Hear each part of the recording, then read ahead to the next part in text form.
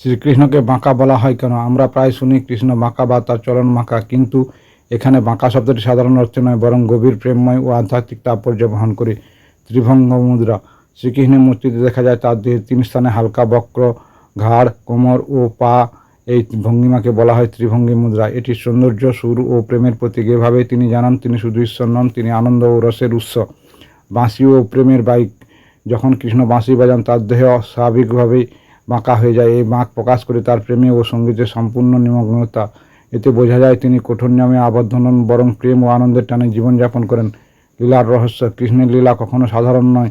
কখনো তিনি মাখন চুরি করেন, কখনো গোপীদের সঙ্গে রাসলীলা করেন, আবার কখনো তার বুদ্ধি দিয়ে অসম্ভবকে সম্ভব করেন। প্রতিটি লীলার মধ্যেই লুকিয়ে থাকে গভীর আধ্যাত্মিক রহস্য, যা সাধারণ বুদ্ধি দিয়ে সহজে বোঝা যায় না। অহংকার ভাঙার শিক্ষা। বাঁকা হওয়ার আরেক অর্থ হলো তিনি মানুষের অহংকার ভেঙে দেন এবং সত্যের পথ দেখান। তিনি শেখান জীবনের পথ সবসময় সরল নয়, কিন্তু প্রতিটি বাঁকই শেষ পর্যন্ত কল্যাণের দিকে নিয়ে যায়। উপসংহার। আসলে কৃষ্ণ বাঁকা নন, তার প্রেম, তার লীলা এবং তার পথটাই অনন্য। যে তাকে সত্যিকারের বুঝতে পারে তার কাছে এই বাঁকা ও সৌন্দর্যের প্রতীক হয়ে ওঠে। রাধে রাধে।